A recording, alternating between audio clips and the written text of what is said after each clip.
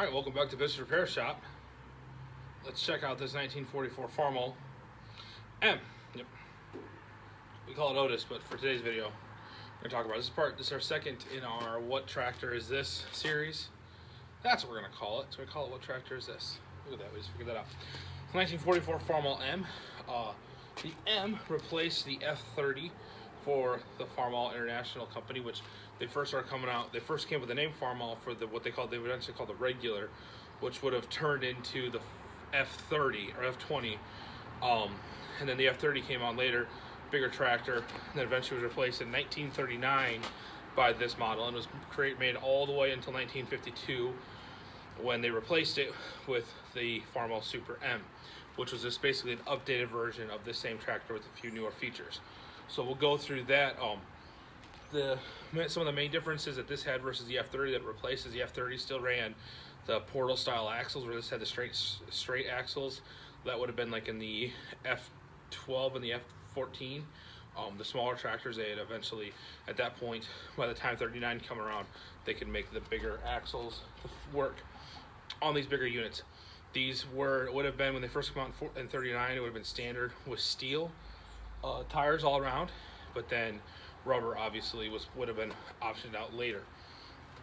Powered by a 248 cubic inch 4-cylinder International gas engine, and in 41 they would have actually introduced a diesel, but we'll get to that in a minute, with a 3 7/8 stroke and 3 7/8 bore and a 5-inch stroke to come up with that 242 cubic inch 4-cylinder engine. On this tractor, they made approximately 250,000 Farmall M's. So you are correct, there is a Farmall M behind every barn. Just if you see a barn, there's probably an M behind there, or an H, because they made 350,000 H's during that time period. Which the reason why all tractors that came out in 38 or 39 would have been made to the mid to late 40s, or the late 40s, early 50s, was because no one was making new tractors during the war. Wartime efforts, everything was switched over to that during World War II. So that's why you didn't see any new models come out. And so by the time World War II was over and all the manufacturers could switch their manufacturing back to their pre-war levels and making the pre-war things, they basically were just going to make the same models and pump those out for a few more years to make it worth it. Because like I said, if you remember the 70 video from before, 70 came out in 35, but was updated in 38 to look like how it looked until 48. And Farmall was the same way. It came out in 39, war was just starting. And so that's why all manufacturers kind of took that break.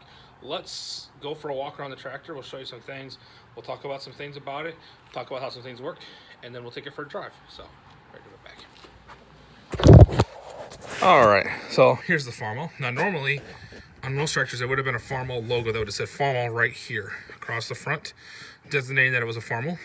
Also, behind this grill, originally, there would have been a bar that would have come through here, this hole right here, with it had a shaft to it, and that would have actually run the screen that would have helped regulate heat. Again, most of these tractors, when they first came out, would have run on distill or gasoline. Start on gasoline, switch over to distill once it was warm. So that screen system was important to help the engines warm up and stay warm. Speaking of fuel, so on your left side here is your carburetor. Now this, I believe this unit was a straight gas only, because it only has the one tank. So what they would have done though is you would have had your main fuel tank up here, and you would have had on this other side, and like I said, this one doesn't have, my other M actually does. Oh, this one actually does have, no, it doesn't. It would have been right here. There would have been another hole in the hood, and there would have been a small baby tank, and this would have been your gas tank. This would have been your still tank, and then you would have had a second line that came off of here over to your petcock right there. So then you could just get it started on one fuel, and then you could just close the one valve and open the other valve. Now, we talked about in 1941 when they came out with the MD, which was the first, one of the earliest diesel tractors in a row crop. Might have some ones before that, but that was one of the earliest ones. In 1941, they were not as popular. They made about 18,000 of them for the run. And what they did was they would actually start on gas. So when you see an MD, on this side, there'll be a little baby carburetor and all of that work. And on the other side, you'll see the injector pump. And so basically, what it would do. And that's why you'll also see, you can tell an MD from an M is the exhaust pipe will be on the opposite side. So you'd get started on gas, let it get warmed up enough, and there was a system of valves in the head, and those valves would change it. They would open up, or they would close the combustion chamber, make them smaller, and so that would make it high enough of compression to be able to run on diesel. And there'd be a switch that you would pull to make them run both ways. So obviously this is a gas with a distributor. You could have a distributor or magneto, depending. There's a few different ways that these are mounted. My other M is actually mounted the other way. This has been converted over to 12 volt. Would have originally been a 6 volt positive ground system. This has been converted to a 12 volt negative ground system on it. So yeah, so that's the engine.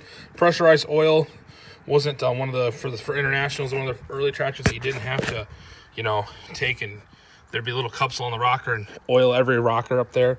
This is a fully pressurized lubrication system. On the oil pan would have been now this has a dipstick now, but originally it would have had 2 petcocks, and that was for that was for, because when these would run on distill, when they were cold, they would not run very efficiently, and it would let a lot of the gas would come down into the oil pan. So you'd have this lower petcock and this higher petcock. You'd open this up and you'd pour out all the oily distill, because you didn't want that after the next morning. You wouldn't want that to get circulated around. And then you'd open that up and you close that and open this one up, and then fill it with about a pint of oil is between these 2 levels to fill it back up. So that's how that worked. So moving right along, we'll come over to the other side. Governor mechanism on these Farmalls is in here. So you have your throttle comes down to there, and then it's actually the shaft for the carburetor is inside here. So like on the Olivers, it's all external, but on this, it is actually inside here. Choke mechanism here. Oil bath style air cleaner.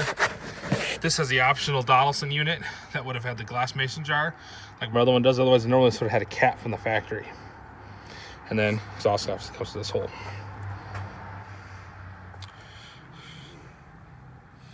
There's a few different variations on early Farmalls. Had a different style front end, front hubs. My other Farmall actually has it, but this has the later style. So then they kept this style during the Super M, so they have to like this. So let's move on to hydraulics.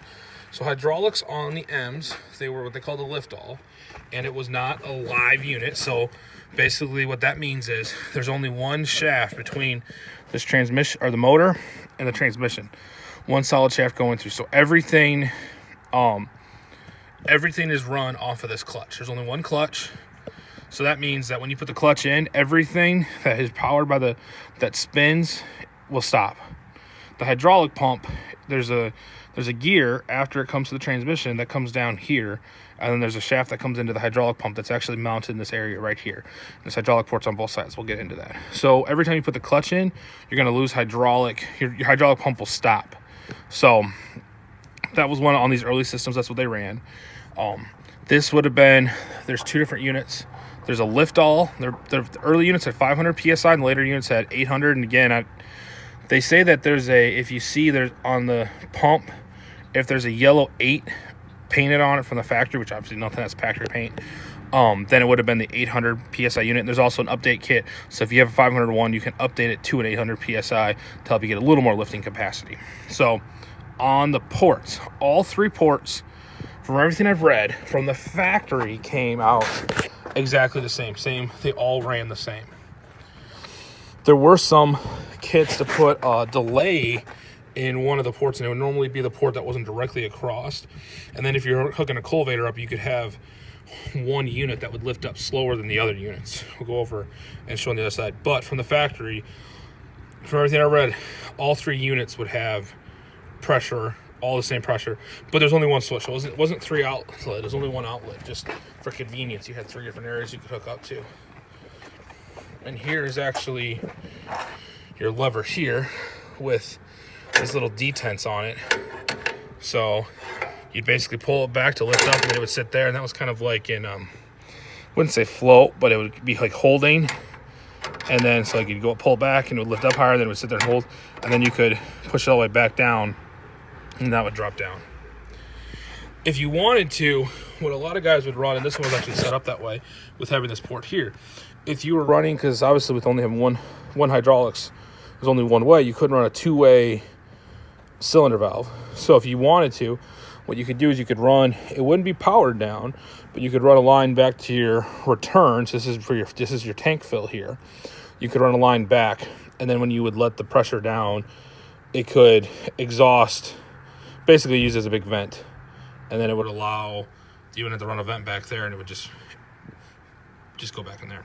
There was also two-way kits that you could have to plumb these into having a two-way switch with pressure off of them. A lot of guys ran that to be able to get that better, to get a little more use out of the hydraulics on these tractors.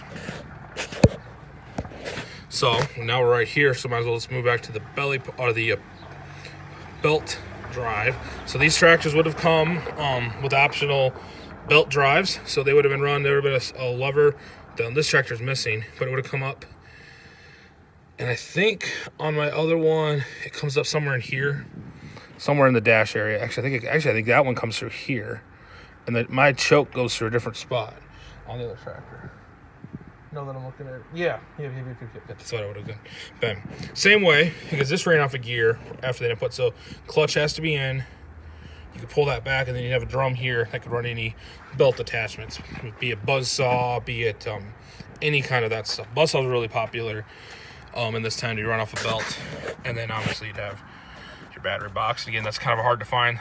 The standard battery box, again, normally would have been 6 volt. This one's been converted over to 12, like they should be. All right, let's show a couple more things, and then we'll get up to the driver's seat, and we'll kind of show you what that looks like.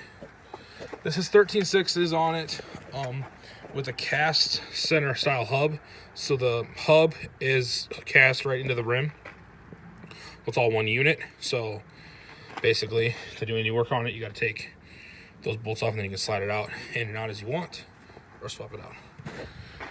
All right, these tractors also would have had a PTO that ran same as all the other stuff. Clutch, when the clutch was in, it wasn't going to work. And then here was your switchboard here. Obviously super convenient if you're sitting on the tractor. You got to reach way down in there and pull that thing on. It was 540 RPM. Obviously all the older stuff was. So that was, but again, you can kind of see, remember on the 70, it was way up here. This is closer to where they made it standard, where they had to run in correlation to where the hitch is. Speaking of hitches, now we'll show. Hitch was a pretty simple design. Bolt around the axle at 2 different spots, and then a big loop.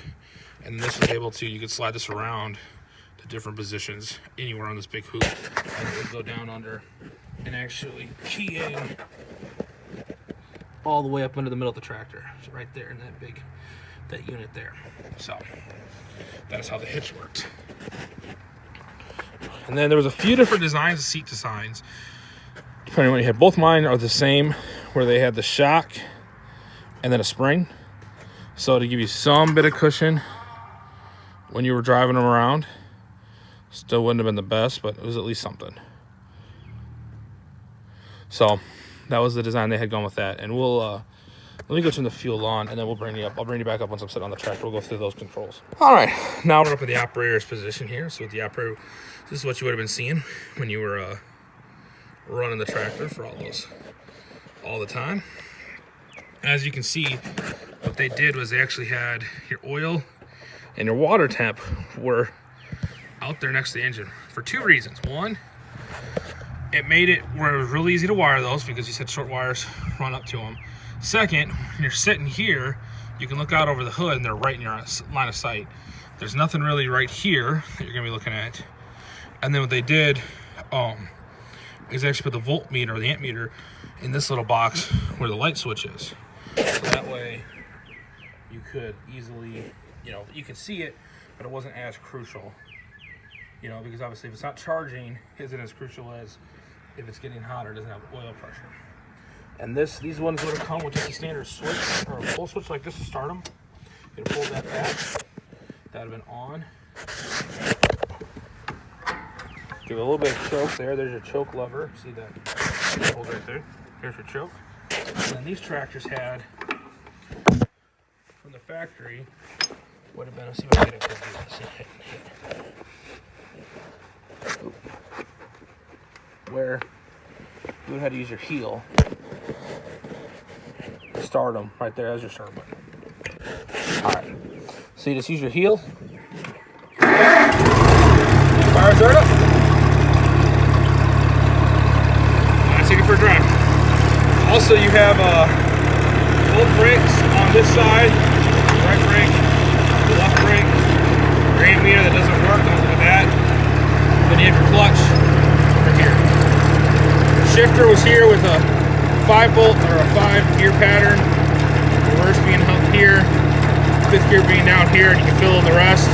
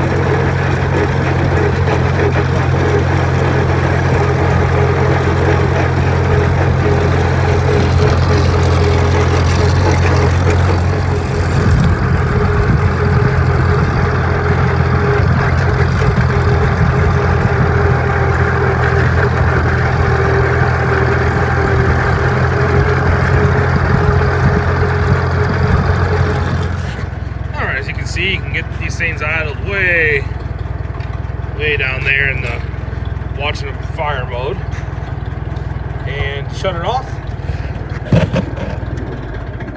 Just hit that switch there. So that's the Farmall M. Again, 250,000 of these are out there. Extremely tons of parts for them if you are interested in restoring one or trying to get one. There's, like I said, with so many of them out there, and it's really quite the collect. You know, quite a few guys. This is their first tractor to start when they get into a tractor collection. If you look anywhere, you're gonna be able to find one. I don't care where you live in the nation, where you live in America. These were all made. All of them were made in Rock Island, which is about 45 miles away from here. So this one isn't too far from home, and neither is my other one. But when they went to the Super M's, is when some were starting to be made in Louisville. Some of the MDs are also made down there. But yeah, so if you're interested in any more information about Farmall M's or anything like that, let me know down in the comments. This week in channel news, we are gonna try and get to our first poll next Saturday, which means we are gonna be thrashing. And the tractor we take might surprise you. Actually, it probably won't, but it could surprise depending on which one I end up taking. So we're gonna try and get some work done, which also means my plan is daily content. Every single night, we're gonna be out in the garage trying to get this thing done. I gotta build brackets. I have to figure out a few other things. I have to also fix a trailer. The trailer I want to take is also needs wheel bearings done. So we're gonna be out here trying to get this work done. Hopefully my commitment is to be at that pole next Saturday up in Wisconsin, which ultimately will bring you along for that. So stay tuned for that. Make sure to hit the like, subscribe, share it with your friends. I know it's been off and on content lately because I've just been so busy, but I think that should kind of be caught up now for a little bit. So hopefully we're gonna have more regular content, obviously, with this week. But yeah, we're gonna be keeping pumping out videos. So keep checking it out. Like I said, if you got anyone you want to share it with, share it up with them or any groups on Facebook, all that stuff. You guys know what to do. Links in the description for my email address. Give me an email if you want a sticker. Just send me an email. For those that have ordered them, I'm waiting. I'm actually getting coasters in this week. So some of you guys that sent me money, I'm sending you a coaster too. So that's why they should be here maybe tomorrow. So we'll be excited about that. But yeah, you guys know what to do. We'll see you on the next one. Bye.